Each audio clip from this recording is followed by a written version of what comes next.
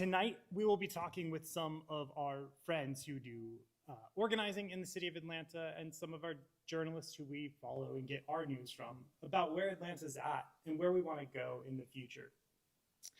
Well, before we get started, I want to thank the team who will not be on camera. We have Nolan Hoover Rhodes is directing and producing and doing all the videography for this program. Zarifa Perna, our operations director, has done all of the producing. And we are unfortunately missing Karina Taker, who is our managing editor. They were supposed to be co-hosting with me this evening, but they are not feeling well, so we hope they get well soon. Samantha Hamilton, our in-house counsel, and our audience intern, Rachel Bowie, who is going to be hosting her own event here in 2 weeks. For more information about that, check out our links on our Instagram page. All right, so the Atlanta municipal election happens on off cycles. The last election was in 2021. Polls close in Atlanta at 8 p.m. this evening. The Public Service Commission polls have already closed, but municipalities with 300,000 or more residents are allowed to extend their hours. So for the next 54 minutes, residents in Atlanta can continue to vote for municipal positions. On the ballot today are Mayor of Atlanta, the City Council President, 15 City Council seats, 2 seats statewide to the Public Service Commission, 4 seats to the Atlanta School Board, and a ballot question on whether or not to offer a homestead exemption to Atlanta's impoverished seniors.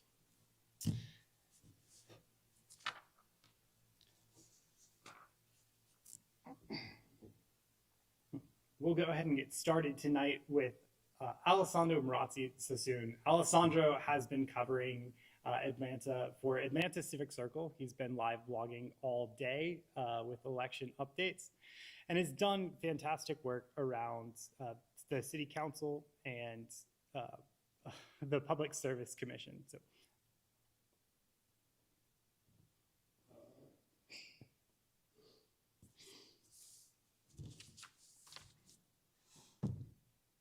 Alessandro, thanks for joining us. So tell us a little bit about the beats you have covering the city. I mean, I'm also covering labor and like you said, been covering, just democracy in general is the main beat. So that's municipal elections, public service commission elections been big this year, as well as obviously the city council president's race. I mean, all of it, right? Then next year we're looking at the state house and statewide seats. So you've been out to different polling sites today. What have you seen when you've been out?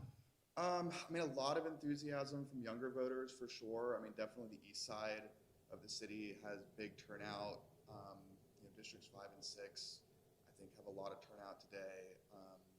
And I think the PSC elections are driving a lot of that, but also these citywide races, C8 at large, the school board and city council president, are driving out a lot of progressive voters. So it's going to be interesting to see how the early vote and the statewide vote line up. The election day vote line up. Districts 5 and 6, those are incumbents Liliana Bakhtiari and Alex Wan. We're running unopposed. So what does that say? I mean, that says that, voters who live in those districts, who tend to be a little more progressive, oftentimes a little whiter, oftentimes a little younger as well. A lot of professionals, young professionals live in those districts. They're coming out and voting in big numbers, either because they care a lot about the Public Service Commission election, because that's been on their radar, or the city council president's race has resonated with them. I mean, certainly it was the case this morning or early afternoon when I was at, my own precinct, which covers Reynoldstown and Cabbagetown. I did not meet a single voter that was voting for Marcy Overstreet. It was all Rohit voters, and obviously, that wouldn't be the case elsewhere in the city. So. And on the other side of the city, in early voting turnout, so we saw District 5 have pretty significant early voting turnout, and on the other side, we saw District 11, which is Marcy Collier Overstreet's current district. What is that? I mean, again, though, you have 8 candidates running, and if fundraising is an indicator, you have, Wayne Martin is sort of the establishment pick, and that race is definitely going to go to a runoff. But second in fundraising is Nate Jester, who is sort of the upstart progressive pick. So, that's sort of the through line of this election is establishment candidates versus progressive challengers. And, even in open seats, you're going to have a whole bunch of dynamics at play. So the question then is like, all right, so turnout's pretty high in District 11, and obviously that's Overstreet's district, and a lot of those voters are going to, vote for her for council president if they liked her as a council member. But then it's also a matter of, okay, how much crossover, how many new voters are getting activated by these progressive newcomers who are getting people out to vote as well, right? How much sharing of a ticket is there, right? There's not like a clear, alliance per se, but you can see progressive groups have endorsed, different progressive groups like Working Families Party, like the Democratic Socialists of America, they've endorsed candidates up and down the ballot. And I ran into more than one voter, especially on the west side. I didn't go to District 11 today, I went to District 3. But I met a voter who really hadn't studied the issues, but he told me, I voted for whoever WFP and DSA said to vote for.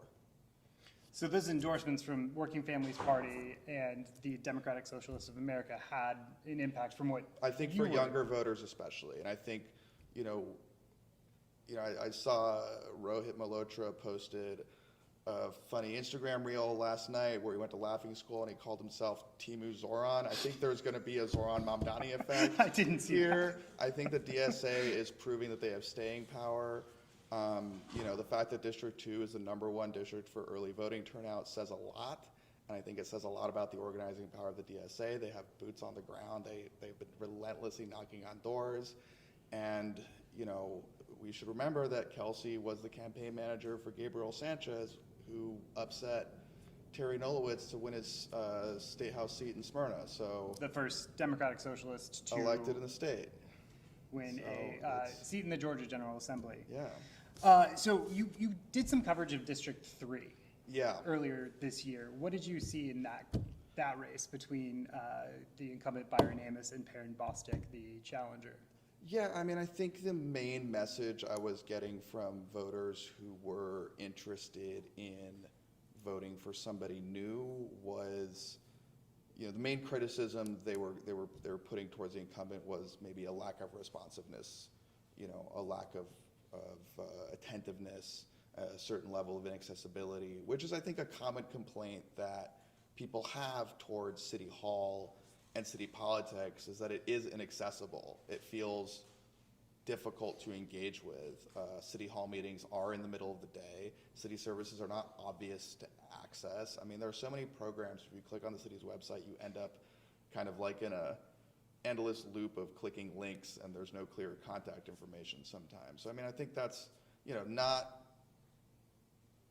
Byron Amos's fault specifically, but I think it's for whatever reason, Perrin Bostick has come in and mounted a challenge as a younger, more progressive, he's positioning himself as a more progressive candidate who's just promising to be, just more energetic and more engaged, and I think that's resonating with a number of supporters.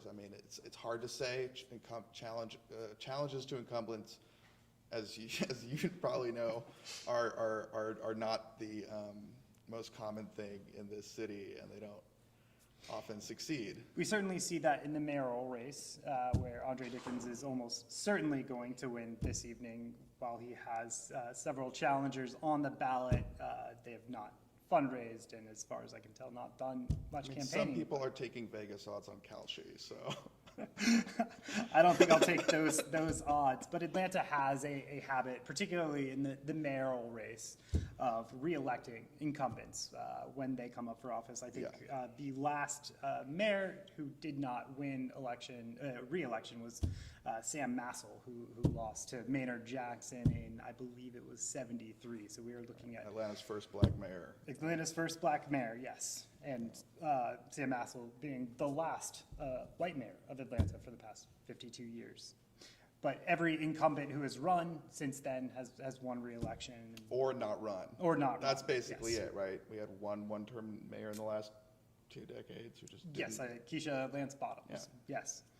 So, but nevertheless, Dickens still had a massive fundraising effort. He, in this campaign cycle, raised $4.6 million, I believe, through September, and spent $3.2 million. So you, I believe, covered earlier some of the Dickens signage and other efforts. What have you seen his campaign efforts? I mean, definitely, one would have to do a little more of a deep dive into the campaign finance disclosures to daisy chain all the expenditures and connect them to various PACs and other things. But it's clear that the Dickens campaign machine has put its weight behind supporting a slate of candidates down ballot. Look, they made TV buys and those things aren't cheap either. But, yes, Dickens is going to cruise to re-election. There's almost no doubt about that. I think what you look at then is, where did he throw that weight around? It's a city council president's race. It's other races down ballot where he's endorsed candidates or not endorsed candidates, but indicated support in some other way. But I think we largely saw it in the city council president's race, absolutely. Which you've also covered.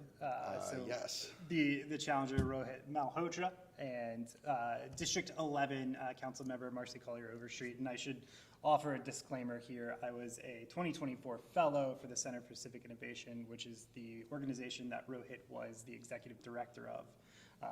I have to say, to this point, I haven't done any reporting or editorial work on anything related to that particular race, but since the election is happening now, I am willing to talk about it. So what have you seen in that race? Overstreet has positioned herself as, I am the candidate with the experience, with the connections in City Hall, on City Council. I know how to work with this mayor. I know how to work with all these council members. All these council members want me to lead the council. Therefore, for the sake of stability and governance, pick me. I'm the experienced, steady hand. Rohit is instead saying, we need somebody who's not an establishment pick. We need somebody who can be an earnest check on the mayoral administration. There's a perception that I don't think is ill-founded, that Atlanta City Council is a go-along to get-along body that is not necessarily co-equal the way it theoretically ought to be, and people want some, as he said, look, we should have council that is a rubber stamp, and he's saying, I'm the person who is equipped to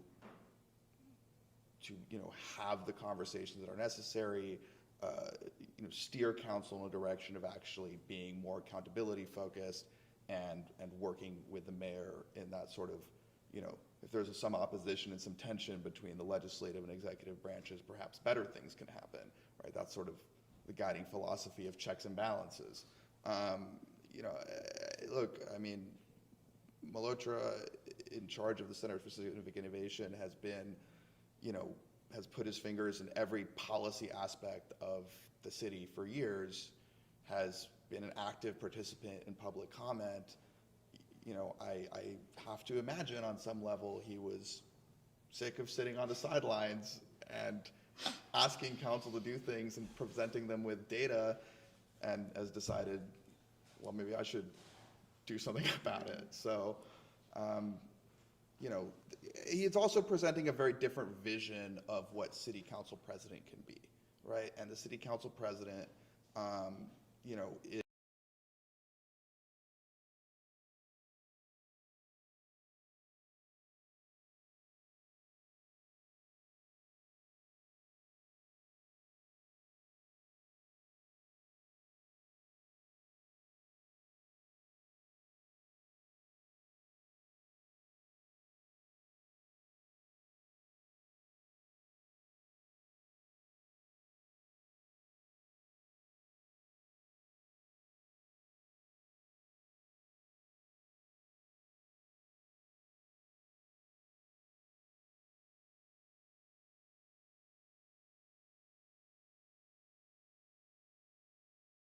legislation. They certainly can be influential, and they have the voice of the council. They are the voice of the council. They have the central podium physically in the council chamber.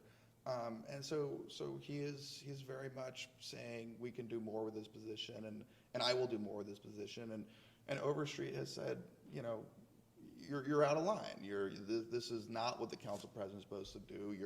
You're promising things you can't deliver on. You know, these are pie in the sky promises. Like, you know, let your imagination run free. But frankly, like, this is not the way it works, and I'm the one that knows the way it works. And if we're gonna get things done, let me handle it. Like, this is very much the tension, I think, at the heart of this race. And I would say over the past 2 decades, we've seen various iterations of city council presidents who have done more allowing the rest of the council to take charge and kind of, you know, picking leaders from among them, and those who are more policy focused. I think it's fair to say that should Malhotra win, would be a very policy focused city council president, and should Overstreet win, I think we'll continue to see more of what we've seen going into this election cycle, which is allowing the council members to push their own policies. Yeah, and you know, to be fair as well here in this sort of analysis, because you know, Malhotra has sold himself as, I'm going to be the check, I'm going to be the person that holds people accountable. Overstreet's response to that has also been, you know, look, I have my disagreements with the mayor in private, but you know, consensus building is the most important part of governance. So it's also about, should disagreements be public or private? That is the question that voters will be deciding in the next 49 minutes. Hopefully, excuse me, 39 minutes. Math is not my forte. Alessandro, where can people find you? Right, so I write for Atlanta Civic Circle, atlantacivicircle.org. We're also on Instagram and Blue Sky. You can follow me personally on X and Instagram and Blue Sky at ALEMZS. And yeah. Alessandro, thanks for your time. I believe you're headed over to a watch party yourself, so enjoy the rest of your night. Absolutely. Thanks. Take care.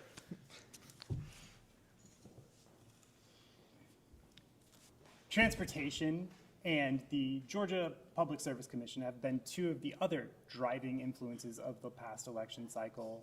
Joining me next will be Alex Ip, the publisher of the Xylom, the only Gen Z run science newsroom Gen Z Asian American run science newsroom in the United States. Alex has been reporting predominantly on MARTA, and his outlet has done great reporting on the Public Service Commission. Thanks for joining me, Alex. It's a pleasure. So tell us a little bit about the Xylom. Yeah, so we are a small nonprofit news outlet, and we cover a lot about global environmental and health impacts. And we are based in Atlanta, and in Atlanta, there's a lot on people's minds, and you know how our energy bills are being paid, how we get around the city. Those are big things that really have environmental and health impacts, and it impacts a lot of people, how we get around, how we live, how we use our power. So those are issues that I am really interested in, and our readers are super interested in as well. And you're a national outlet, but you do a lot of reporting on different locations. That is correct. So I would actually say we're international. So, you know, we do cover a lot of issues from a standpoint of both the American South and the global South, and we try to find connections about it. And, you know, it takes a lot of effort, it takes a lot of work, because a lot of the places we cover, a lot of the issues we cover are often neglected by, legacy or mainstream media outlets. So you've done a lot of work personally around MARTA. Yes. So I actually took MARTA here. So we are at the MRF, which is next to West End Station at MARTA. So it took me around 30 minutes to get from where I live, which is, next to, King Memorial. I took MARTA here. It was very seamless, but that's not always the case for residents in Metro Atlanta. And this is especially troublesome for people attending various events on the weekend. So at the time, I did a lot of reporting about what went wrong and who's trying to fix it and why hasn't it been working. And that also relates to Georgia Power, because a lot of MARTA's costs rely on, asking Georgia Power to buy electricity for them to power electric trains, right? So there's a lot of thinking about how these two issues are eventually one and the same. So your research into MARTA's board discovered some interesting habits about MARTA's board and MARTA ridership. Can you say a little bit more about that? Yeah, so I would say that, this is not my research, but a good deal of, transit enthusiasts and transit advocates have found out that a lot of MARTA's board doesn't actually take the train. And we also found that, last year, around roughly 80% of the time, there's some kind of service cut on the weekend with the train, right? If you tell someone that Delta is not flying all of its flights on 80% of its weekends, everyone would be calling for the CEO's heads. And now in Atlanta, right, MARTA's CEO, Collie Greenwood stepped down in the summer, and we have an interim GM and CEO. He's making a lot of moves and promises to turn around the system, which has often been, one of the more sluggish systems compared to the rest of the country, not to mention similarly sized cities across the world. And, there's some changes that's going on. And, I think a lot of voters, a lot of residents really want to see how city council interacts with MARTA, and especially because the mayor can appoint a number of people to be on the MARTA board, how the mayor would use his powers to shape how MARTA goes or to have negotiations with MARTA's future direction. And we've seen a little bit about the More MARTA program. There's a tension between the city of Atlanta and MARTA over the More MARTA program. Have you done any work into reporting on that? Yes, so this is a lot of collaboration with the Atlanta Civic Circle. You just talked to Alessandro. They do a lot of excellent work about this. And More MARTA, one of the biggest flashpoints that's really relevant in this election, right, is the future of the streetcar east extension, which means extending the streetcar from where it is right now, which is in Sweet Auburn, next to, the MLK Center, all the way to 04 Ford, and ultimately to, Pond City Market, and paving the way for a full loop along the Beltline, where it would be electric light rail. The mayor has changed his mind multiple times about how he wants this vision to go. So instead of prioritizing the east side streetcar extension, he's now proposing to build it on the south side. But so far we haven't seen any plans from him. He is proposing that there's this tax allocation district, which means that he will ask public schools and Fulton County to give him some of the tax revenue to build things. We so far haven't seen, a clear indication, especially because a lot of the seats are up in the air, of how the school board would actually, whether they would go along with him. And one of the more interesting things, right, Alessandro mentioned there's a lot of disagreements on how the city council president would want to shape, or the role in shaping and guiding the council moving forward. There is one thing both candidates agree in common, which is they both believe that they disagree with the mayor. They think the East Side Beltline should get rail first. So Marcy Overstreet has said that very clearly to reporters, and so has Rohit Malhotra. So that is a very interesting situation where one of the biggest things that the mayor is running on cannot even get the full support of any of the candidates that will guide the city council. So I assume there will be obstacles ahead. There will be disagreements, and they are very public. Even in the district where the streetcar is going to, there are certain candidates that are definitely taking a more explicit stance supporting Beltline Rail on the east side. That's Kelsey Bond, the socialist candidate. They have explicitly said that that is what they support and prioritize. But then for other candidates, they support the idea of transit, but they are not as firm as to what it looked like. Would it actually be a train? Would it be autonomous vehicles? Would it be a gondola? We don't quite know from them. They haven't really explicitly stated their preference, even though we asked them to respond in writing. And, what really interests me here is that, a lot of, Georgia Democrats have taken sides in this very small district in Midtown Atlanta. They understand the stakes. Even Georgia's, 5th Congressional District Representative, Nikema Williams, has taken the very, very rare step of endorsing Kelsey Bond, who is the only non-incumbent running in any race in the city level that she has endorsed, which tells me that, she saw something that Kelsey Bond represents, despite them on different wings of the Georgia Democratic Party, that she thinks that, hey, we really need to work together and prioritize on these issues that really matter to Midtown Atlanta, to downtown Atlanta, to 04th Ward. That's where Atlanta is growing the fastest, where people are moving in. And I think it's so interesting to see all these, the usual coalitions in Atlanta, they're sort of, split apart this time. And there's this case of like a really spread out, not sort of a realignment, but how, they're taking different stances that don't usually reflect the coalitions they belong to. And I'm really interested, no matter who goes to a runoff or who wins, how City Council and MARTA will manage this moving forward. And another topic that you've done a lot of work on is the Public Service Commission and Georgia Power. Our next guest, Neil Sardana, has done a lot of organizing around that work. So we're going to bring up Neil if you'll continue to join us for this conversation. Yes, absolutely. And Neil has been interviewed by us for one of the stories, so love to see him in person and let him do some of the talking. Excellent.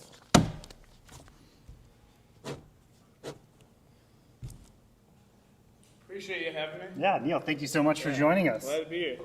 So tell me a little bit about your history. You've been doing organizing in this arena for years now. You have a master's in this work and have applied that for the past, as far as I can tell, 2 decades. Yeah, I've been doing this organizing in Atlanta now for many years. Started in actually labor and economic justice organizing, but found my way more primarily to organizing around climate and energy equity. And I've been paying attention a lot to the impact of Georgia Power and the decisions they've made, and the role that that the Public Service Commission plays in regulating Georgia Power, and the decisions they make that impact everyday Georgians. And we know this is a huge election that's coming up today on the PSC, because they make such huge pivotal decisions that impact people's everyday lives, primarily when it comes to energy and electricity. And people right now are just really fired up about how much their bills have gone up. So I think it's just a really exciting time to have this conversation around the Public Service Commission and what they do. And you've done some organizing work around Georgia Power. What does that entail? Yeah, so Georgia Power, is a huge monopoly, and everyone in their territory, it has to go and use them as their energy service. So I basically looked at this as like it's just like an essential service we all rely on. Like if the power were to be out, 1, 2, 3 days, that could kind of turn our society into a pretty chaotic situation. And everyone, given that this is a monopoly situation, this is a service that we absolutely rely on every day for our life, our work, to eat, to store our food, to provide all the necessities for telecommunications and whatnot, to for our modern life. They have an extremely powerful situation where everyday people are just at their mercy. And so the Public Service Commission is really just the entity that exists to kind of prevent them from being a complete exploitative entity upon our lives. However, we've seen the Public Service Commission kind of start to, for some time now, be more kind of geared towards the interests of Georgia Power, as opposed to representing the needs and interests of working families across Georgia. And that's why I think we're seeing such an excitement and interest in this race this year. You said Georgia Power is a monopoly. So usually when we think of monopolies, we think it's something that the government tries to stop. In this case, it's the opposite. Can you explain how Georgia Power has a monopoly and how that works? Yeah, I mean, in the context of utilities and particularly energy and electricity, it's been kind of common that you have these really massive power plants that are centralized. They're very expensive, they're very costly, and it's more efficient to have them concentrated in smaller numbers of smaller hands over the majority of our history. And that's kind of what has driven our state primarily into this monopoly type situation. Georgia Power started out as a much smaller company, gained resources, merged with other kind of utilities over time, and grew into this massive behemoth that is now a big for-profit, corporation that is, basically invested in significantly by Wall Street. But we know that, like we all rely on that, but there's new technology. We have like solar, battery storage. There's a new ability to kind of decentralize the power making process. So we're in the kind of inflection point for like where energy policy can go and like how energy can be produced in our state and across the world. And we obviously also have the huge climate crisis of the need to move off of fossil fuels and carbon fueled energy as a really urgent need. So I think the PSC makes these big decisions on those kind of issues, and most people are not aware that we've had some of the largest coal plants in the entire nation, if not in the entire world, based here in Georgia, that not only produce some of the most carbon emissions across the planet, but have also created a significant amount of pollution that like harms our air and impacts people's health. I actually want to jump in and just add on to what you just said. We do a lot of international coverage, right? So we've seen how different countries deal with the issue of power generation. And not all monopolies are created equal. For example, I grew up in Hong Kong, and recently our home city government reduced the profit margin that a local monopoly in Hong Kong is allowed to make. They shaved it down from around 10% down to around 8%. In contrast, right, in the US, the common profit margin is around 10.5%, but Georgia Power is asking at the ballpark of 12, which means that if you can think about it, right, Georgia Power as a monopoly, they are allowed to make 50% more profit than a energy monopoly in Hong Kong is making. 50% is a big number, right? And for us, we do our international reporting. It's important for people to understand that, there are different co-ops in Georgia, but then to also for Georgia Power customers to understand that, hey, not every monopoly is the same, and these are policy decisions that voters have the ability to make a choice over, right? We have two very competitive Public Service Commission elections, and the candidates have really made different visions of how the Public Service Commission has acted, and now voters have the choice to say, hey, do we want to break a Republican domination of the Public Service Commission that we have seen for the past 20 years to elect two Democratic aligned candidates on the Public Service Commission for the first time in almost 20 years. And this is a very unique election because usually it occurs along a midterm or a presidential election, but because of a court case that went all the way to the Supreme Court, which the Supreme Court declined to hear, we have this election in an off year, which presents some really interesting situations, right? Because Atlanta has a city election, a lot of places in Fulton and DeKalb, we have municipal elections, but not all of Georgia has elections, right? In smaller counties, a lot of people, that's the only people they're voting for today are public service commissioners. And they might not know about it, they might not show up about it.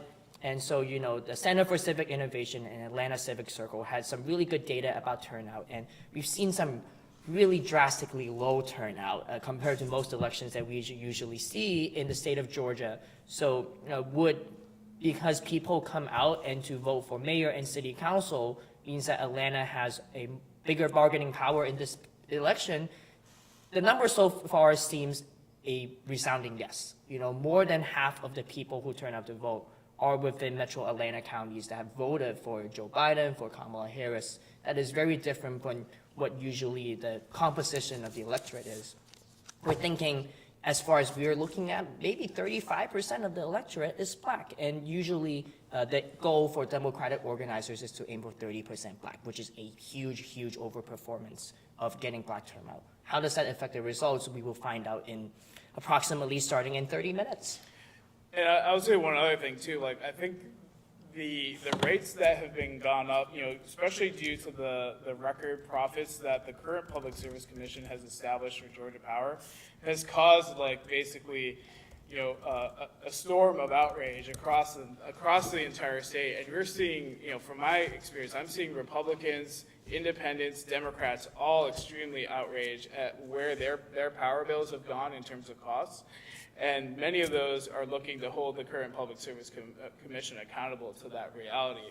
So I think even to a certain extent, like some of this, some of the turnout is going to be driven just based on pure outrage and like wanting to hold the current Public Service Commission accountable, because Georgia Power having like a potential, 12% return on equity profit guarantee is something that's driving these extremely high rates, not to mention the current Public Service Commission also, through the Plant Vogtle expansion, basically forced customers in Georgia to build the most expensive power plant in human history that has contributed to our power bills. So Yeah, we are the only state that is actively building nuclear power plants. So we've been seeing, a lot of growing body of research that's saying that, hey, there are other cleaner energy options that are cheaper and are easier to build out. Some of them are solar, some of them are wind. Yes, there has been changes in federal policy that would affect, what are the benefits that residents can, take advantage of. But that's sort of also the job of the Public Service Commission to negotiate some of these benefits with Georgia Power. And another thing that, residents, have been really trying to pay attention to, right, is when we come to natural disasters. Who pays the bill with rebuilding our power lines and our energy transmission infrastructure? So far, it's been the taxpayer, it's been residents, it's been, commercial and residential sector payers, and a lot of residents are not happy about it. And here we are 41 minutes into 7 o'clock. The polls have closed in many counties, not yet in Fulton and DeKalb counties, but early voting totals are starting to come in, and we are indeed seeing that anger, at least in the early voting totals. Peter Hubbard is up 59% over Fitz Johnson, the incumbent, and Alicia Johnson is up 59% as well over Tim Eccles, the incumbent. So we are definitely seeing some early results that would indicate that people have heard the message and are agreeing that it's time for a change. We have a special guest joining us this evening, Peter Hubbard, one of the two candidates for Public Service Commission. We'll be talking. Thanks for joining us, Peter. Sorry about that. Yeah, no, I'm very happy to be here. Thank you. Yeah. Yes. Nice to see you again, Neil. Yeah, for sure. We have a tight desk here. Let's get This cozy. is the most people we planned on having on tonight, but I wanted everyone to be able to join in this conversation. I'm curious, we've talked a little bit about the anger that people are feeling and the pressure that they're feeling about their power bills. What have you heard out on the campaign trail? Just that, and that is really what the core message has been, is if you want to see, if you're happy with the 6 rate hikes in 2 years, that for the average family is about $700 more per year, and you want to see more of those rate increases, then vote for the Republicans who authorized each one of those rate increases, or don't come out to vote at all. And really, of course, we're encouraging everyone to come out and vote, but it is, I mean, that's it. There's no greater motivation than to see how they keep approving every rate increase. They keep approving every long-term power plan that is more expensive than it should be. And so, and frankly, it's, we just passed Halloween, and there are, this is sort of a scary story, but there are more rate increases coming down the pike. When it comes to data centers and other things like that, we still haven't even seen those rate increases for the power plants we're building today. And so, it's deeply troubling to me that we're going down this path. And that's why we absolutely have to get a couple of Democrats, or just anyone that will really listen to the public and center the public on that Public Service Commission. And this is a special election. It is. So you're a one-year term. Yes. So if you win, you have to hit the ground running. What is your plan over the next year? Well, thankfully, I've actually been doing this work in front of the Public Service Commission, as Neil knows, for a good 6 years now as a clean energy advocate, purely because this is important to me and I have a certain skill set.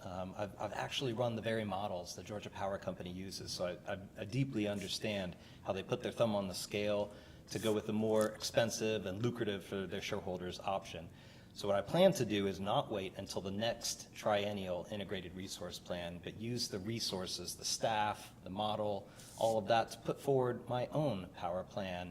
And I've already done that, in fact. I've already put forward an alternative integrated resource plan that I published on my nonprofit website, but I want to use the very same tool and use the very same data sources. And that's another big challenge, is the trade secrecy veil. I'll be able to go behind that and actually see for myself how they're putting the thumb on the scale. So that's the first thing, is to come up with an alternative plan for Georgia and use the bully pulpit to advocate for that.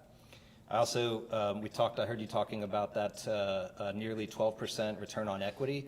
When they go over that, and I've seen them go as high as 13.67%, they get to keep 60% of any overages. And that 12% is also on the cost overruns at the most expensive power plant in the world, Plant Vogtle. They make money hand over fist. That definitely needs to be adjusted downwards. And just that right there, going down to say 9 or 9.5%, would free up $700 million to lower people's power bills. And then the third thing, among many other things, is to just give the fair value back to solar. Right now, if you put solar on your roof, you're only going to get about 30% of that value back if you sell any extra onto the grid. The only real value to solar, given the system we have right now, is just displacing the really expensive power from Georgia Power Company. So right off the bat, those are three things that I'll be working on. I will have to work across the aisle and at least find one other commissioner. But as I heard earlier, everyone is seeing their bills go up. And I'm not just running against the current commissioners. I'm running proactively for the solutions that I'm bringing to the table. And I think that's important to highlight.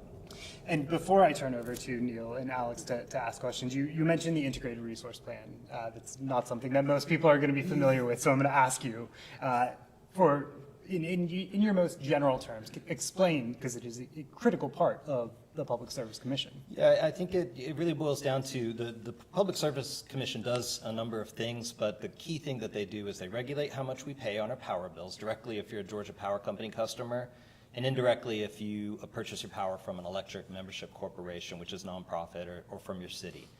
But they also approve or suggest changes to that integrated resource plan, and that is the plan that determines where that energy comes from, whether it's from burning coal and gas or embracing more of those lower cost, more sustainable, more reliable resources like solar, demand side management, sharing resources with our neighbors, that sort of thing. So it's an incredibly important snapshot in time, 20 years out into the future of the plan of where we're going to get that electricity from. And it's updated every 3 years. It's incredibly technical and complicated, but that's my specialty. That's what I did in my career, my 15-year career as an energy consultant. So I'm incredibly well prepared for this job. I've been doing the work for 6 years as a volunteer and just can't wait to step into it. Excellent. Yeah, I think one other really important element of the PSC right now, like right in front of their desk, is a massive energy expansion plan from Georgia Power. Georgia Power currently has about 15 gigawatts worth of energy resources on the grid on an existing basis. They're planning, Georgia Power is requesting to build another 10 gigawatts of energy, and just for scale purposes, 1 gigawatt is enough power to basically power the city of Atlanta. So think of it, 10 city of Atlanta's worth of energy are being requested by Georgia Power from the Public Service Commission. This is 4.5 times the size of the most recent Vogtle expansion. And it's going to essentially practically all of it go towards data center usage. But likely what's been happening is the PSC finds a way to kind of maneuver the cost of these huge data center energy use, and it ends up that everyday customers, residential customers, are going to have to subsidize it if they allow for all this energy to be onboarded. So it's a huge decision that's coming up that would be right in front of Peter. If you are successful today, and we hope that there's the voice of the people gets heard in this decision, because it can have massive implications for all of us. Yeah, I'd like to add to that too. So when we think of data centers, right? Data centers is one of the few issues that, apart from the price of your power bills, affect both urban and rural parts of the state. So how do I say this, right? So in certain parts of the state, there are forests near, interstates are being cleared up to build a big warehouse to store supercomputers. So the supercomputers are what that powers the data centers, right? If you ask AI something, it goes for a computer and it spits out an answer, and they need space to put all these computer servers. So they build this in the suburbs, in the rural exurbs, and that has been a big concern, whether it's water, whether it's electricity, whether it's just that it doesn't look good next to an interstate. And in the city of Atlanta, right, that has been a flashpoint for city council as well, because recently a few city council members pushed for a bill that successfully passed that banned new data centers from being built near the Beltline or near, transit-rich places where people are supposed to walk or bike or get around the city. One really egregious case that has, caused a lot of public outcry was when the Fulton County Development Commission, which, formerly was stalked by a former congressman and city council member Kwanzaa Hall. There's also, Pinky Cole, who was the founder of Slutty Vegan, a vegan southern eatery, and also Brandon Beach, who is now running the Mint of the United States. He was nominated by Donald Trump to do that. They gave Elon Musk a $10 million tax break to create no new jobs next to the West Side Beltline in a big, factory-sized, supercomputer center to build data centers. And that has caused a lot of outcry, as in why did the Fulton County Development Commission make the decision while city council members were not aware, and why they had to do essentially a law to close the loophole. So the question that comes for city council members moving forward is, where is the mismatch with developing these things and demand between the state and the city and the county, and how can they be proactive in seeing these issues before they happen instead of being always on the defensive and always on the reactive? And city council president and city council members have a lot of say over the direction of what bills they would take up moving forward. Peter, I want to give you the last word. I know we're running a little bit beyond the time that we told you. No, totally fine. But I would say right after the affordability issue, and energy is at the core of the affordability crisis, data centers come a very close second. And they've been coming to the state since 2018 because of the sales and use tax abatement. They don't pay anything into the state coffers. And they're also getting a sweetheart deal on the power. They pay around 5 times less than you and I pay as a Georgia Power Company customer in the summertime.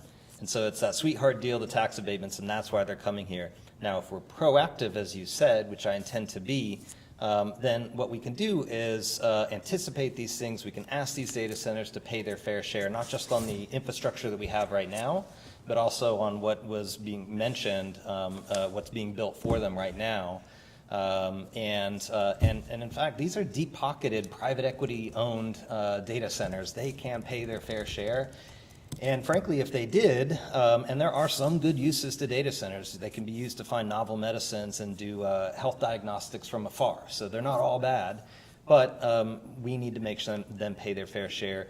There's a sort of a fixed amount of infrastructure that if we have more customers paying into that pool, it can help to lower our power bills. So there's great solutions out there. I'll just mention one more real quick thing, and that's that data centers, if we just allow them or request of them to have a tiny bit of flexibility, I'm talking about maybe 200 hours out of the year, and there's 8,760. If we just require them to have that flexibility, then we can use the grid we have more efficiently and don't have to build these power plants. So it's happening in other locations and states, and that's the vision and the solutions that I'm talking about. And so I very much intend to be proactive on the data center issue as well, and try and make sure that the benefits are flowing to the people in the communities where they are asking to be sited. And I'd also like them to not be built directly in people's backyards as well. That would be great. Peter Hubbard, thank you very much. Good luck tonight. Thank you. Thank you. It was really great to talk to you. Thanks. Neil, thank you as well. Can you tell people where they can find you? Yeah, right now, I mean, mainly organizing with the Atlanta People's Campaign, been trying to support, been also part of the whole Stop Cop City effort, in addition to a lot of my organizing around Georgia Power and the Public Service Commission. So, folks can find me online. If you search for Neil Sardana on Google, you should most likely be able to get me. Thank you.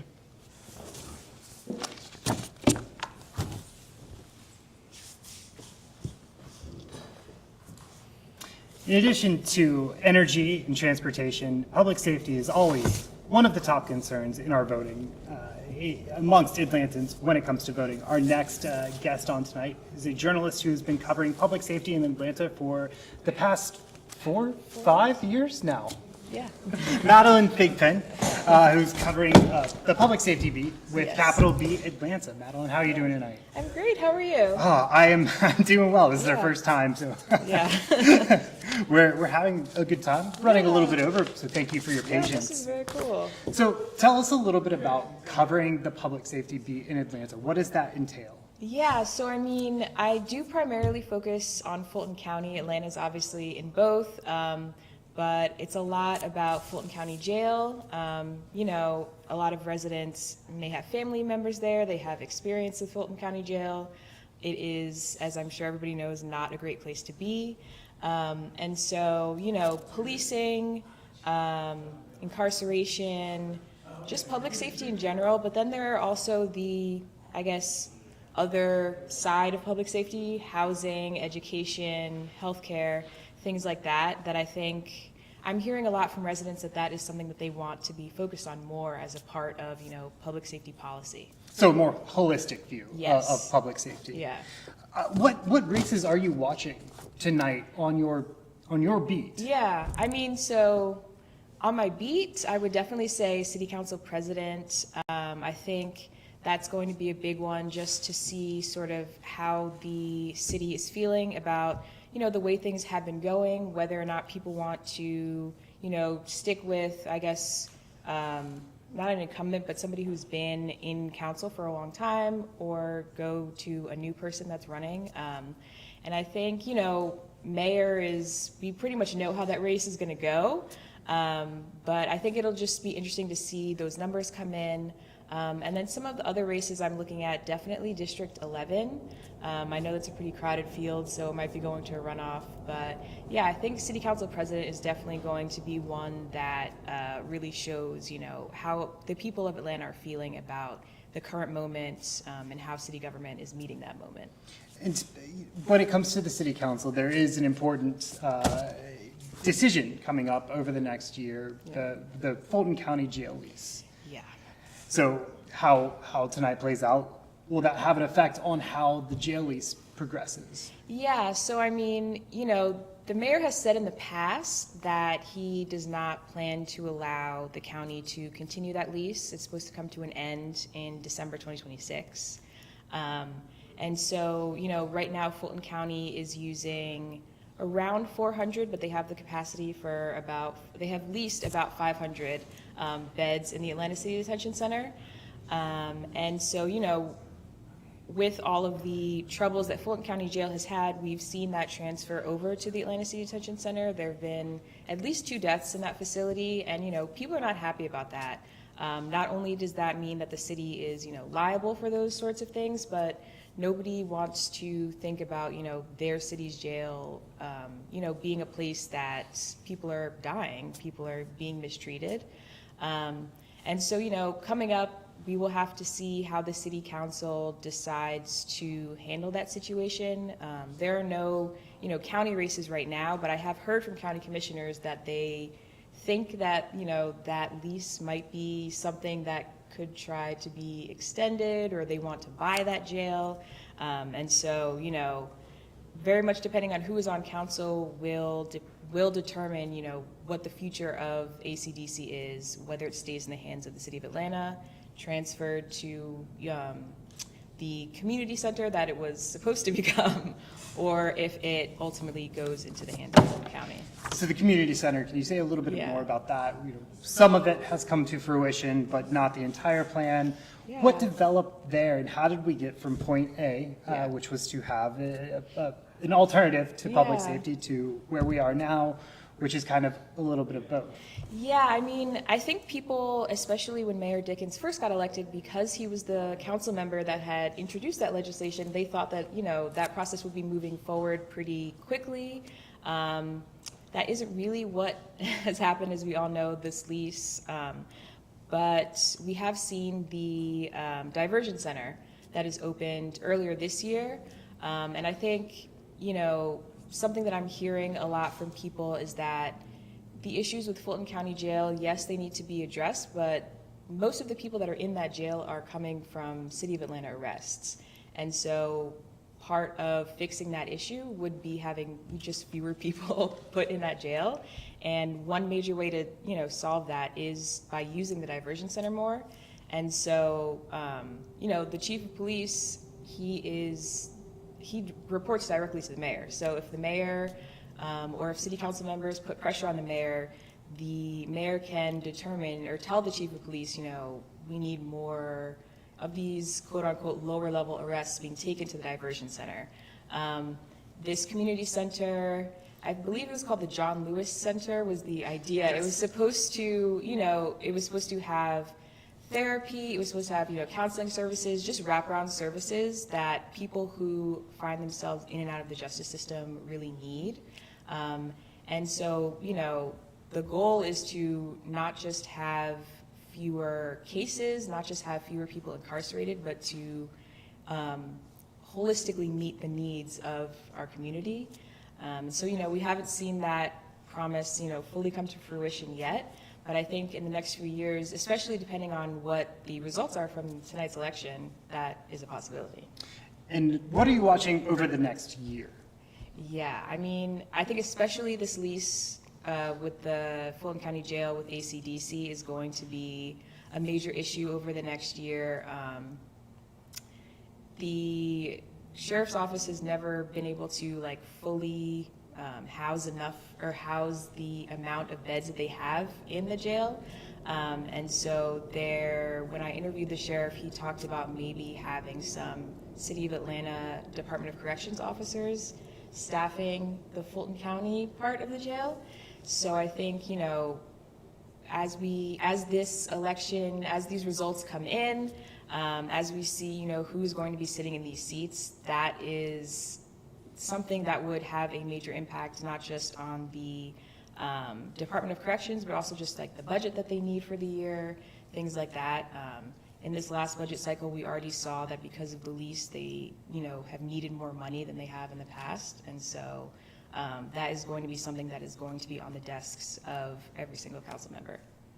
Madeline, thank you. Where can people find you? Yes, I work for Capital B Atlanta. We are at atlanta.capitalbnews.org, and we're on Instagram at capitalb_Atlanta.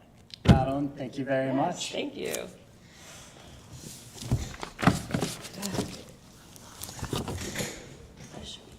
We just received word that we can confirm Peter Hubbard has won Public Service Commission.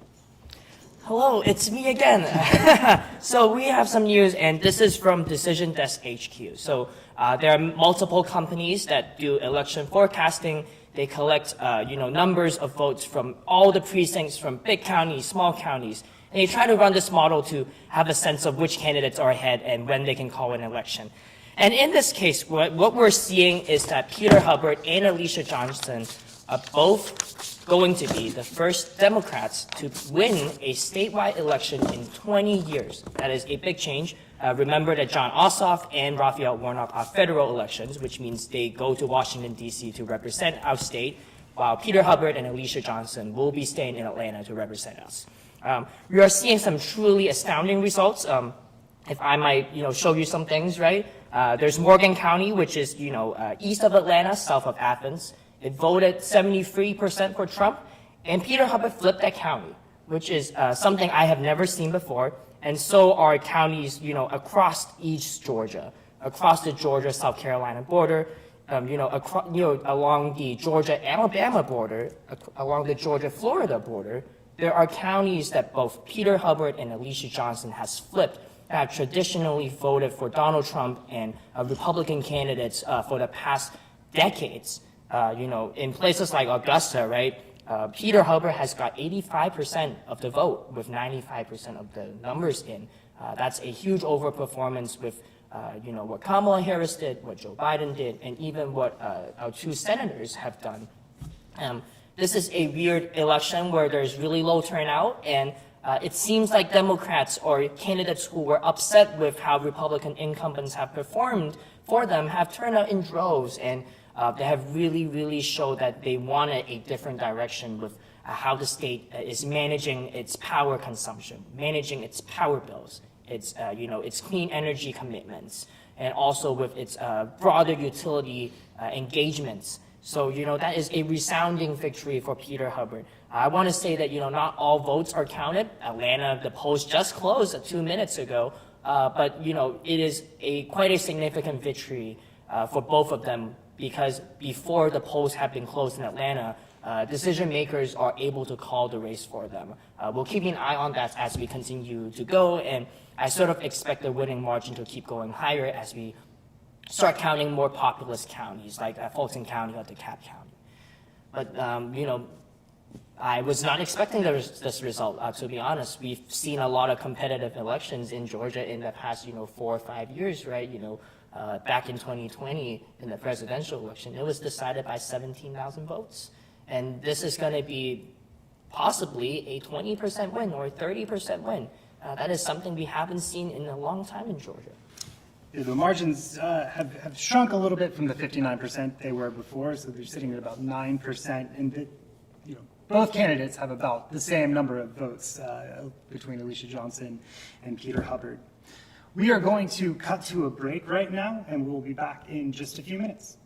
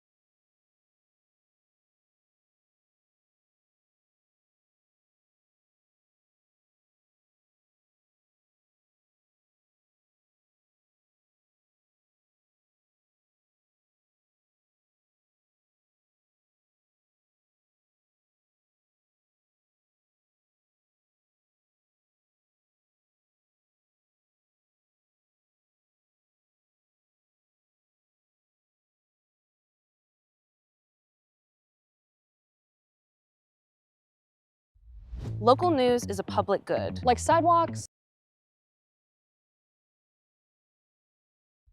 Local news is a public good. Like sidewalks, parks, or schools, local news creates benefits that extend beyond any one of us. Our reporting links people to resources, Ideas And solutions. that strengthen public life. Every day, ACPC staff and freelancers are showing Local news is a public good. Like sidewalks, parks, or schools, local news creates benefits that extend beyond any one of us. our reporting links people to resources, Ideas and solutions. that strengthen public life. Every day, ACPC staff and freelancers are showing up in community, Talking to neighbors about the issues impacting them, filing open records requests, investigating corruption and abuses of power in City Hall and our police departments. and sometimes putting our bodies on the line alongside protesters to make sure their voices are heard. Honestly, we do this because we love Atlanta. We love our community. And we all deserve to thrive here.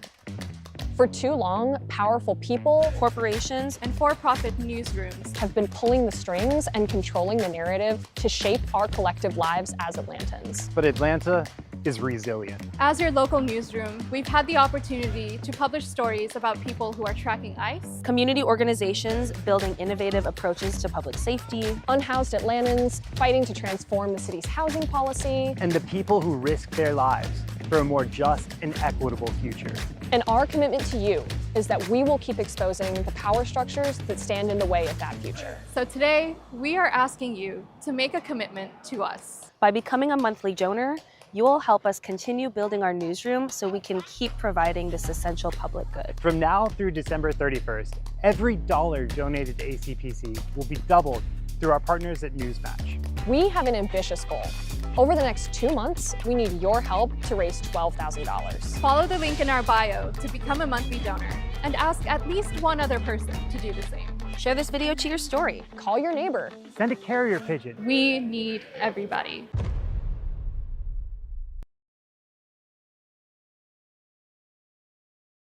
Live stream, you just saw a video for our fundraising campaign. Now, through the end of the year, ACPC will be participating in Newsmatch. There's never been a more important time for local news. You see what's happening on a national stage, you see what's happening on a local stage, and all of that needs to be covered, and it needs to be covered by independent news outlets that aren't beholden to any sort of corporate interests. From now until the end of the year, Newsmatch will double any individual donation made to ACPC up to $1,000. Any new monthly donor will be met 12 times. So if you come and you join us at $5 a month, Newsmatch will give ACPC $60 a month. So we've set an ambitious goal. We want to raise $12,000. $12,000 in donations from our community in order to continue to do this work. So we need your support. If you're able to, go to atlpresscollective.com/support us and become a monthly donor today. Now, our next guest will be joining us via Zoom, so this may take just a moment. Be patient with us as we get the technology working out here. But Katie Guede is joining us. No. One moment, please.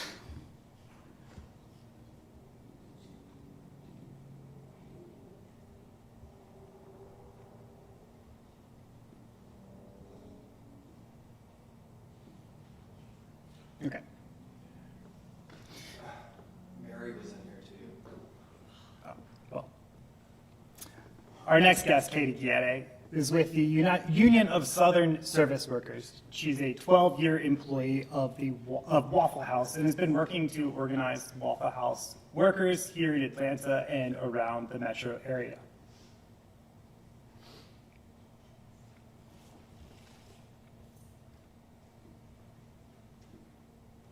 Katie, how are you doing? Can you hear me? 12-year employee of Hello, yes, I can hear you. I'm doing well. How about you?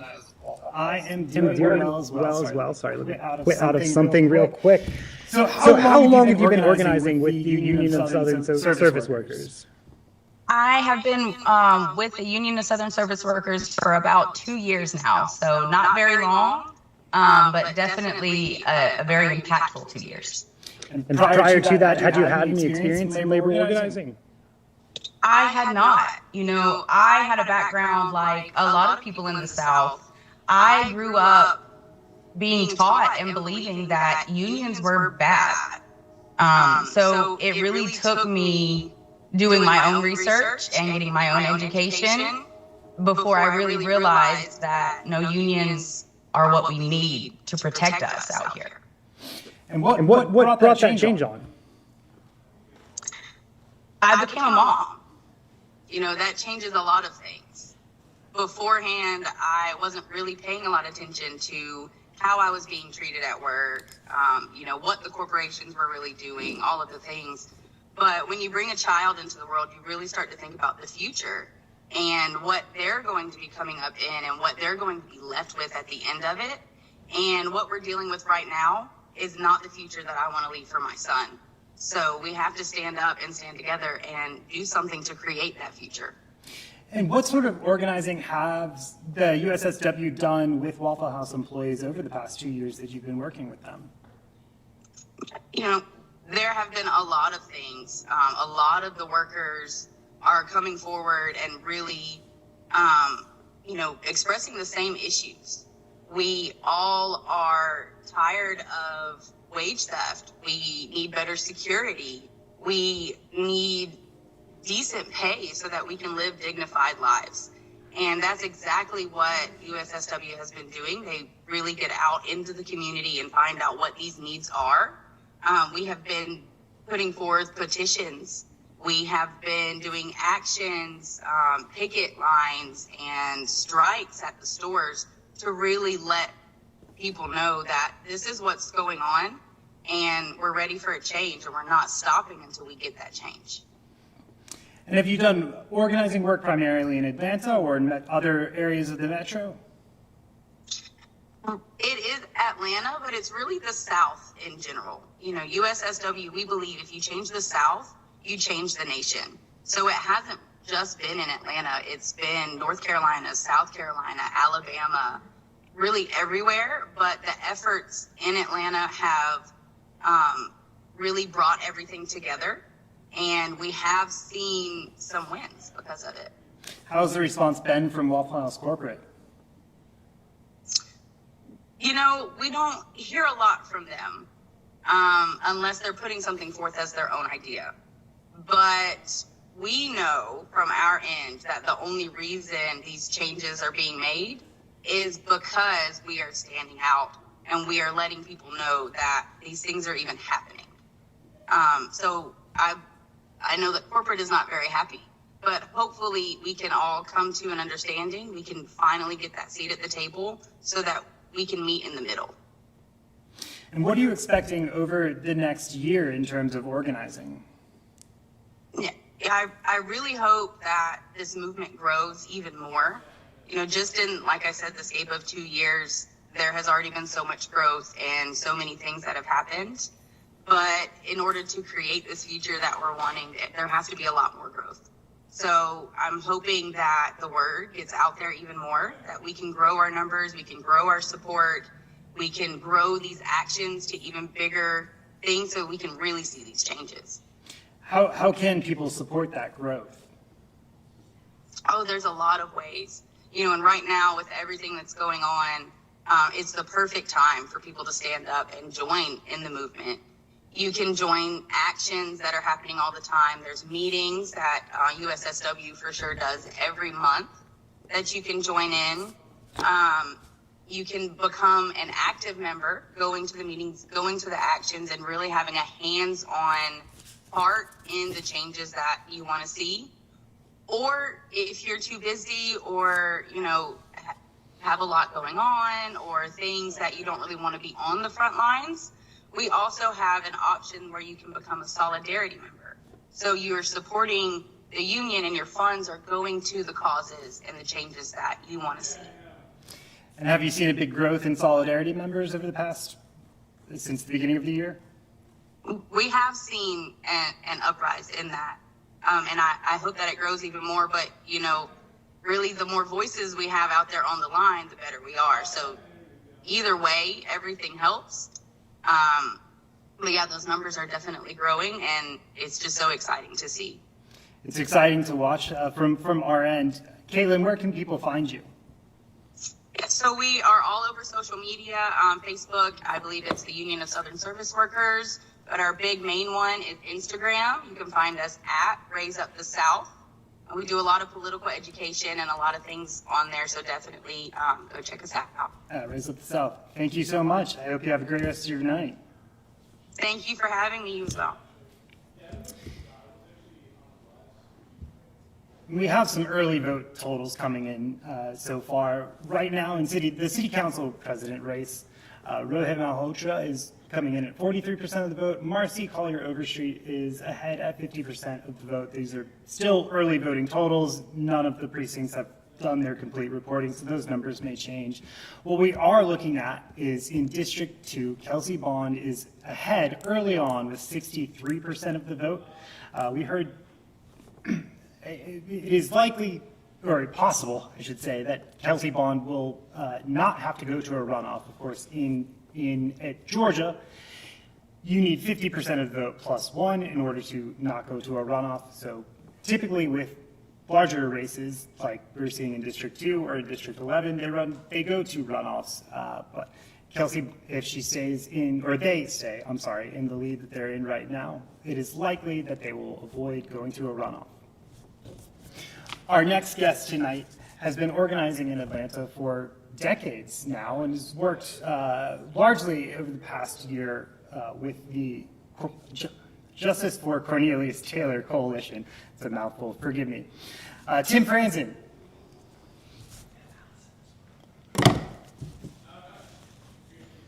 And Tim, I'm told we actually have Allison with Housing Exciting. Justice League Oh, with us great, as well, so great. give me just a second. Yeah. But if you want to introduce yourself and Sure, talk about your work as I pull up Allison. In Okay, the all Zoom. right, yeah. Well, my name's Tim Franzen. I work with American Friends Service Committee. We do a bunch of stuff, including work with the illustrious Allison Johnson with Housing Justice League.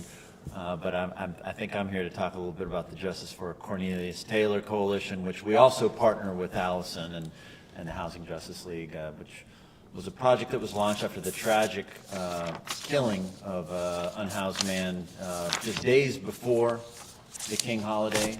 There was an encampment closing that happened, and they were in such a rush to get the job done that they didn't check the tents. And so a man was crushed. There was an attempt to cover it up and say that it was a drug overdose, drug-related death. But there were folks in the encampment that called some of us, and we showed up when we got press involved, and we have made a commitment since to work with folks that lived in that encampment. And out of the 32 that lived there, we have 31 that are now in permanent housing, and we're attempting to do the best we can to organize a housing first approach with these folks. And it has been a challenge, it has been a struggle.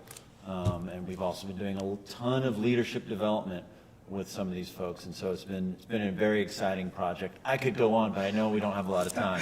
And Allison, what work have you been doing in the housing field? I know you've also been working in this for the better part of, I believe, a decade in Atlanta.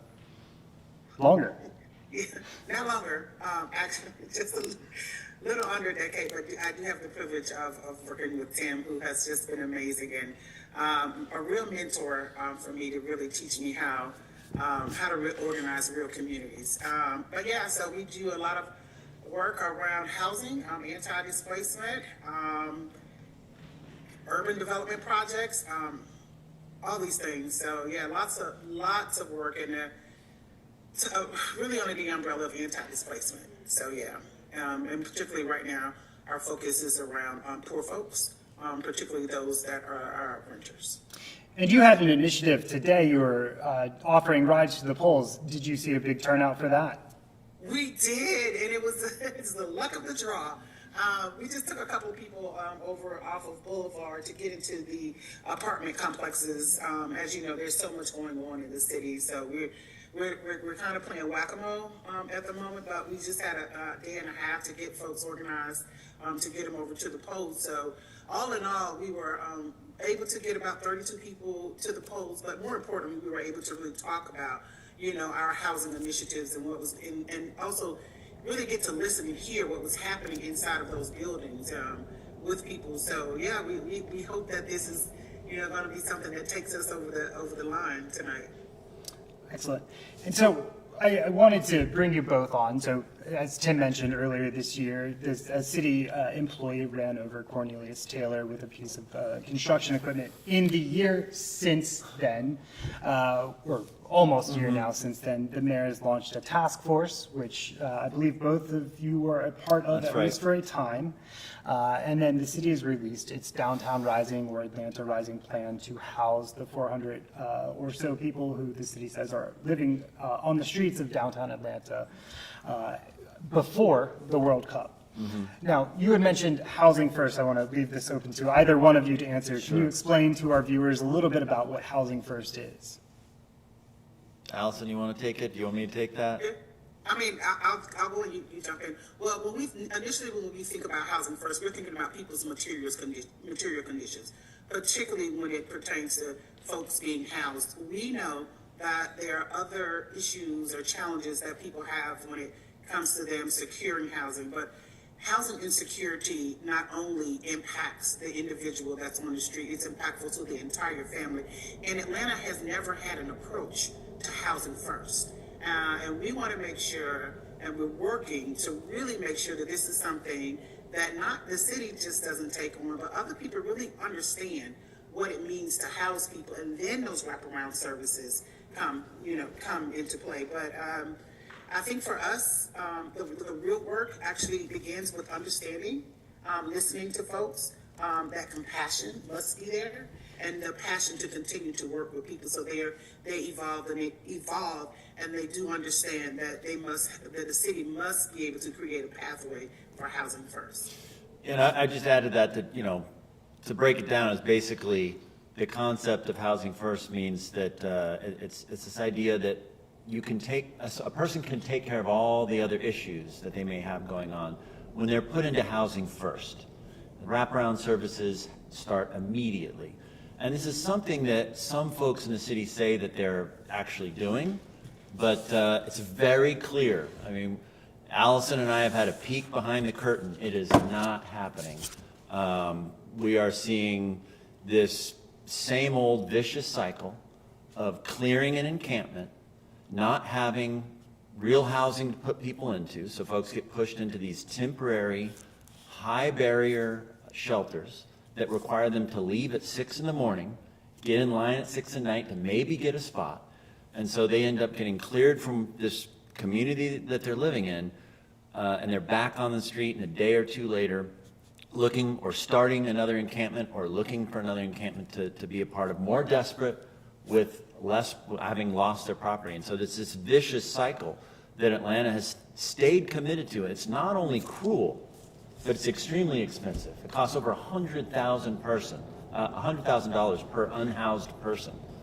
And we're seeing in other cities that have embraced housing first, that it's the kind irony is that it's not only more humane, it's actually much more fiscally responsible, and it works. I mean, the recidivism rate is alarmingly low when you see other cities like, I hate that we're losing to Salt Lake City. But the reality is, or even parts of New York, the whole city hasn't embraced it, but where they have embraced it, it's working very well. Now, the city, of course, you touched on it, the city would say that they are. The Atlanta Rising Plan is a housing first plan. Where is the tension between the Atlanta Rising Plan or the Downtown Rising Plan more specifically and housing first?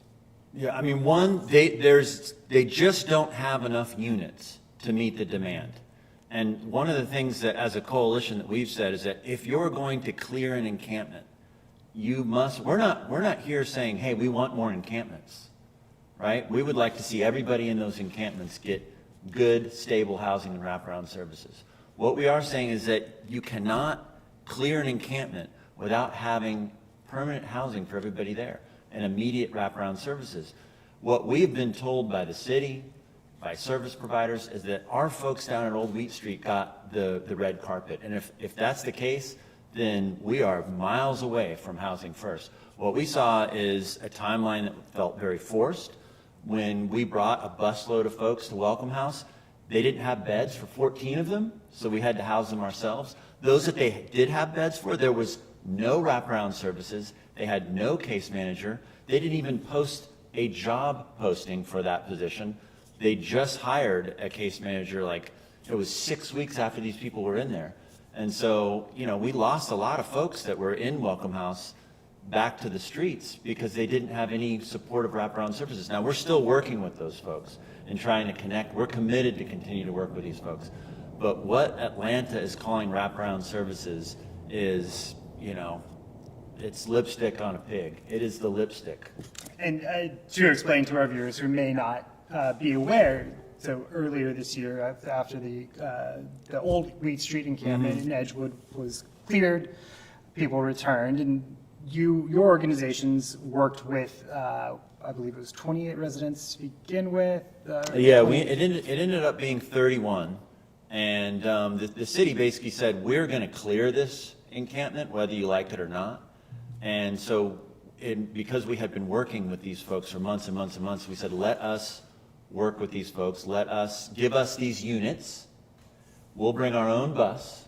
We'll work with these folks for days to pack stuff up, and we'll take them to the housing that you've provided for us. So we were told we were going to have these units. And so we made a big deal of it. We had music playing. We had food. It was a celebration, and these folks were making a huge choice to get on this bus and pack up all their things. And so we drive this bus to an affordable apartment complex, and we're moving them in, and we're told day of, oh, we don't have beds for 14 of y'all's folks. And we said, well, what are we supposed to do? They said, well, we'll put them in one of these temporary shelters. Temporary shelters that they said they'd rather live on the street than go to. I mean, folks have reported experiencing, you know, sexual assault in some of these places, physical assault, total lack of dignity at some of these places where you got to leave in the morning, come back, maybe you'll get a bed the next day, got to give up all your property.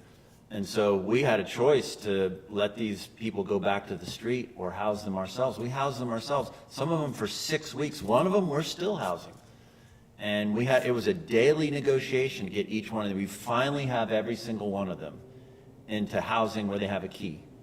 And that was our threshold. We want them to have a key. They still aren't being provided food. We're providing food for every single one of our folks, 31 people. It's a big cost. This is organizations that did not have this in our budget. And so we've stayed committed. Originally, our goal was, let us give the city, show the city what Housing First really looks like when done right. We thought that we had the support of the city, that there would be real resources. There haven't been.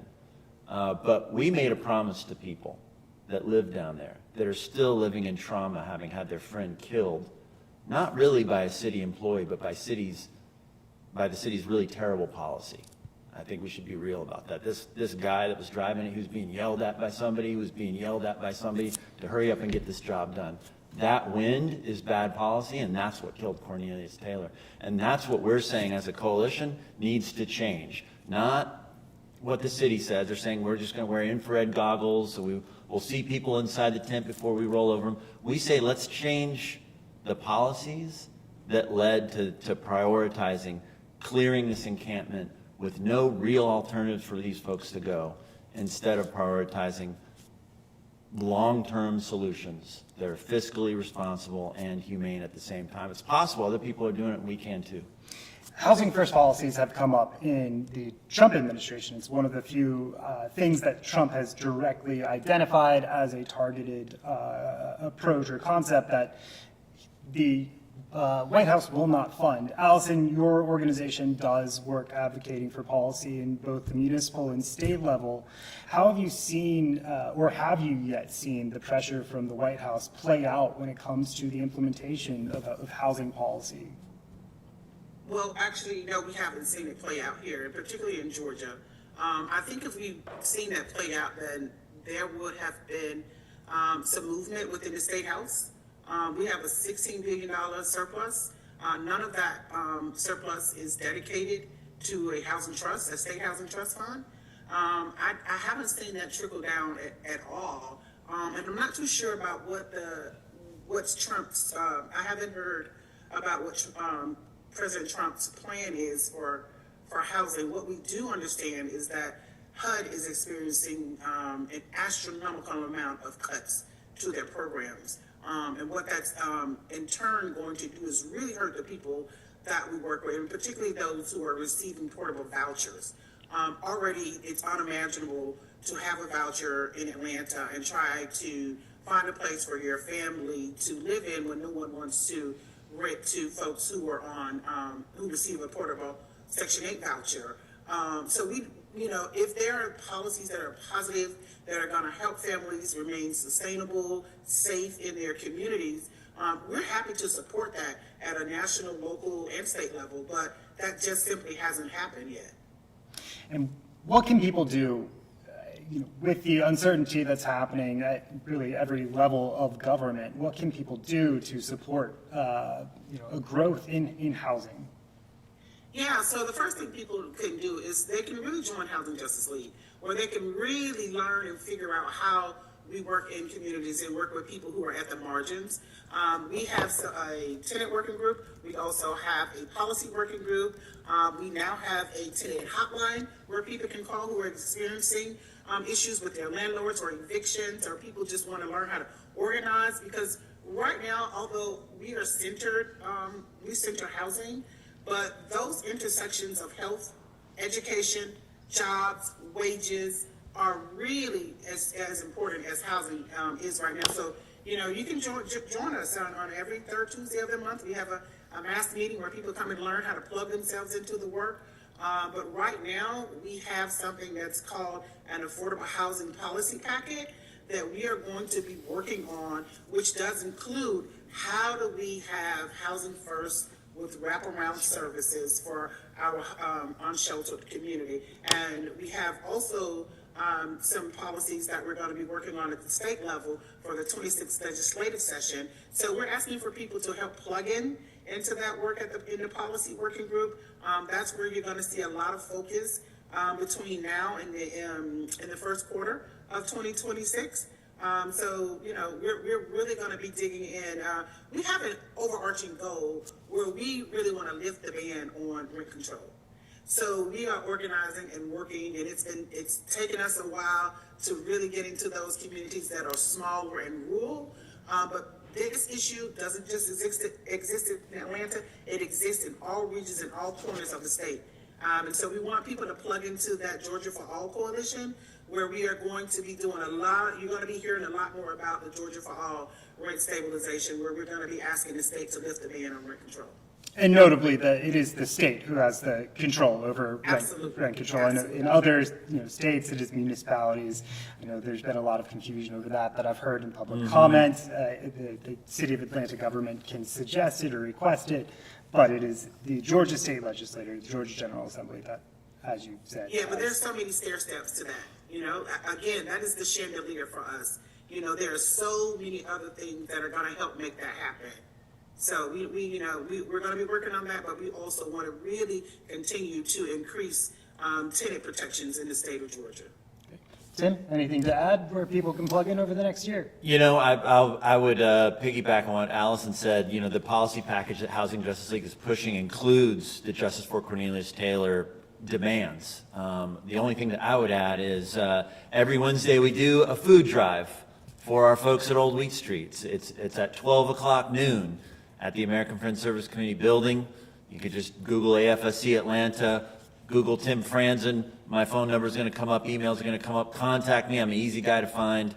We are in constant need of canned food, frozen food. It is a lot to provide meals for 31 people 24/7. So that is where we need a ton of help. That and supporting the initiatives that Allison Johnson talked about.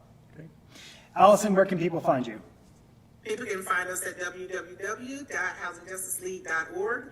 And then they can also just, you want to email us at housingjusticeleague@gmail.com, or you can find us on Instagram at Housing Justice League.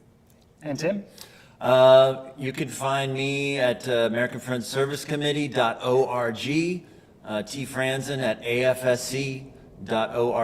I'm also all over the place on social media. Tim Franzen, hit me up. I'm very approachable, and I always respond. Allison, Tim, thank you so much. All right, thank you. Yeah, thank you. Thanks, Tim. Good to see you guys. And our last guest tonight, a dear friend of mine, has been organizing in Atlanta for as long as I can remember. Has been organizing most recently around public safety. Mary Hooks, how are you doing this evening? I'm good. How you doing? I'm doing well. You look like you're about to go to a watch party. Is that true? Yeah, I think there's some comrades gathered around somewhere to watch it. So you've been organizing with People's Movement Assemblies. Mm-hmm. What is a People's Movement Assembly? Yeah, a People's Movement Assembly is an opportunity for everyday people to engage in the practice of co-governance, to really be able to have some shared analysis and assessment of what's going on in our lives and in our communities, set out a vision, right, of what it is that we want to see happening, and then the dreamy part is to determine what actions we'll take to get there. So the Atlanta People's Campaign has been holding these spaces through the lens of public safety, very specifically, over the course of this year. What are some of the goals that the People's Movement Assembly in Atlanta has come up with over the past year? Mm-hmm. Well, initially our first goal was just to get some shared understanding about what we mean when we talk about public safety. We hear it thrown out, talked about all the time, from electeds and different ones. However, we have known, and many have known, that that's actually not what it is the everyday people mean when we talk about public safety, and what, really get down to the matter of what does safety mean for the people and for the commons and in the public. And so our first goal was to just get clear on that definition, right? And essentially what came out of that was, folks said it was like neighbors helping neighbors and having basic needs met, and being able to have third spaces where folks can, find connection and to, build the sort of systems and practices we need to address issues that come up in our community. I'm paraphrasing, but that was essentially the gist of it, right? And so then that meant the second one we had was then to say, okay, well, if this is our definition, then what is it that we need to do in order to go about getting that vision of public safety? And so people had a myriad of ideas on what that could look like, but folks were also holding, the current political moment that we're in and what we're seeing. And so folks were like, oh, we definitely need to be preparing for the collapse of, the administrative government. We need to be able to make sure we take care of those who are most marginalized in our communities. Folks were, saying that we needed to really get an understanding and make some interventions around the level of surveillance that is happening in our community. So there was a long list. And so part of our next steps coming out of that is to engage the partners, organizational partners, members of the People's Campaign, to talk about, what could we realistically take on. But our large goal over this next year is to organize 13,500 people around just having a shared values, shared vision, and want to take shared action toward our vision of public safety. It's a very specific number. Mm-hmm. Is there meeting to 13,500? It is a very specific number. It's a little bit informed by, there was some like movement science nerd stuff. I always forget the woman's name, where she does a lot of research around the 3.5%. But it was also looking at some of like voting records and like, usually where there's like the margin in terms of like win-loss. And we're like, with that number, you could win any election, if you had that many people who are willing to, throw their weight behind a particular issue, referendum candidate, whatever it is. And so that's part of it. And for us, in some ways, like, we know that that's an initial number, but we want to be organizing as many people in mass to be united as possible. So I think more than anything, we're like, we need a goal. And we need a goal that's going to make us, work for it and feel it. So, How can people come alongside the People's Movement Assembly? oh, right on. So, I would encourage people to join the Atlanta People's Campaign. Low bar for entry. Just sign up. Like, hey, take the pledge. Say you're down. You're going to stand for justice. You're going to participate.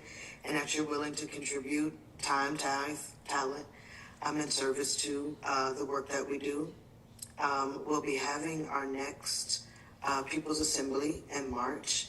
But there's a little bit of rumor we might be doing an end of the year party for those who, has been on this PMA journey with us this year, just to build community.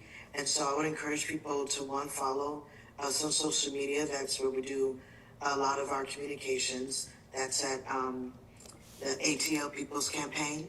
Folks can also go to our website, Atlanta's People's Campaign.org,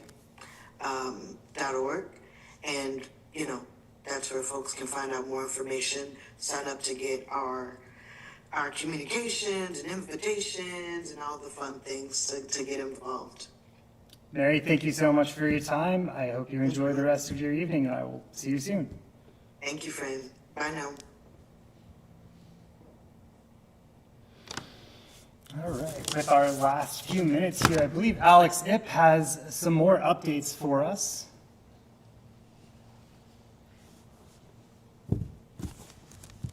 Hello there, I am back. So, it is merely a formality at this point, but the Associated Press has called the election for Andre Dickens as a second term for mayor. He will not go to a runoff. He is getting around almost 90% of the vote. So, there will be 4 more years of Andre Dickens, and, it is our job as journalists to continue covering him without fear or favor. Oh, that's why you should give money to us and support us doing this important work. We are also seeing, as we previously discussed, a lot of the results are a very good night for Democrats. That's a very good night in particular for progressive Democrats as well. And, what we're seeing with the Public Service Commission races, as of right now, they're still leading by a decent margin. So, this is something that I was just checking how a few pundits that I know myself, that I worked with, they're national pundits, that what they're saying, and they're just like, well, they have never seen this before. They have never seen this before, that in a swing state like Georgia, there are 20-point margin wins. They have never seen this before. And so, that sounds like something that, we all have to grapple with, the implications this might mean in the 2026 elections when all of the House seats will be up, right? And, and people would be voting for other races, for example, governor. Not to get too ahead of ourselves, but, we have a whole year to get there. We have a whole year to get there, but, candidates have already been jostling for position, right? When I was covering protests about, after a shooting at the CDC, there are already candidates who are showing up at protests, and it seems like this election night results might cause more people to jump into the race because they feel like they have a shot now in places where they didn't think it was possible. Or it might shift the calculus of, what kinds of candidates that are running in certain elections. And, that is certainly something that, I'm not used to seeing for the past few years. Do we have any information about local races? So as far as I'm looking, a lot of the information hasn't been updated yet, at least for, other major news outlets. Most of the votes that have come in are the early voting that we sort of have already discussed. But, I'm monitoring, different places to see if they have more calls. So far, even for, competitive city council races, it seems like the numbers are pretty static, though we've heard some rumblings from certain candidates, who've texted us or, ACPC staff that, they feel like they have a really good shot.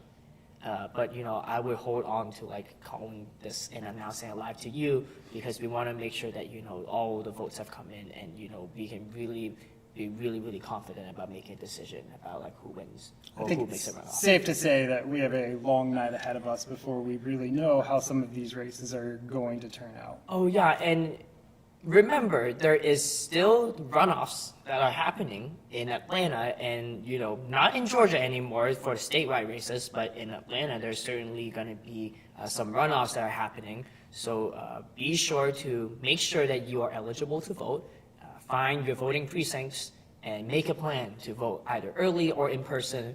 Or if you have a friend who just turned 18, right, now they're eligible to vote, make sure that they have a plan to vote, because it's always good when we can participate in our city's democracy. Alex, thank you very much. What does the Xylom have coming up in the next year? Wow, this is a great question. I've been covering the city of Atlanta quite a bit, but our newsroom is taking a direction that will take us to the world, where we cover a lot of global issues.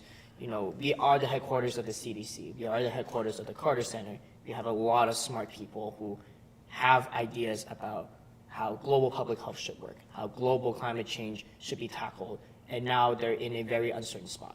We're going to try covering a lot of that, and a lot of our coverage, we will continue covering a lot of Asian American issues, a lot of issues in the global South.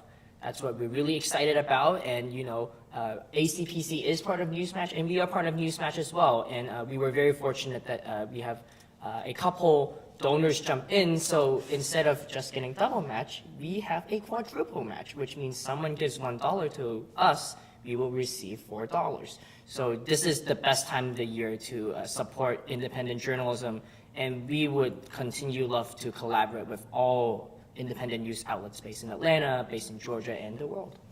I know we've got at least one collaboration coming up I'm excited for. Oh, I'm excited for it too. Alex, thank you so much. Where can people find you?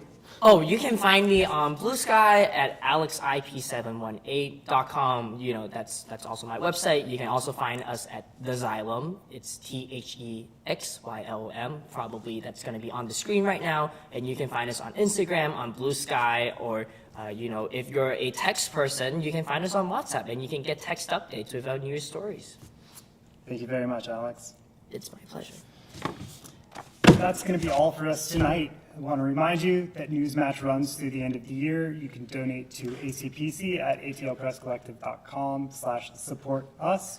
And you can donate to the Xylom at thexylom.com/donate. /support us. /support us as well. Local good. Like sidewalks, parks, or schools, local news creates benefits that extend beyond any one of us. Our reporting links people to resources, Ideas, And solutions. that strengthen public life. Every day, ACPC staff and freelancers are showing up in community, talking to neighbors about the issues impacting them, Filing open records requests, investigating corruption and abuses of power in City Hall and our police departments. and sometimes putting our bodies on the line alongside protesters to make sure their voices are heard. honestly, we do this because we love Atlanta. We love our community. And we all deserve to thrive here. For too long, powerful people Corporations And for-profit newsrooms. have been pulling the strings and controlling the narrative to shape our collective lives as Atlantans. But Atlanta is resilient. As your local newsroom, we've had the opportunity to publish stories about people who are tracking ICE, community organizations building innovative approaches to public safety, Unhoused Atlantans fighting to transform the city's housing policy, And the people who risk their lives for a more just and equitable future. and our commitment to you is that we will keep exposing the power structures that stand in the way of that future. So today, we are asking you to make a commitment to us. By becoming a monthly donor, you will help us continue building our newsroom so we can keep providing this essential public good. From now through December 31st, every dollar donated to ACPC will be doubled through our partners at Newsmatch. We have an ambitious goal. Over the next 2 months, we need your help to raise $12,000. Follow the link in our bio to become a monthly donor and ask at least one other person to do the same. Share this video to your story. Call your neighbor. Send a carrier pigeon. We need everybody.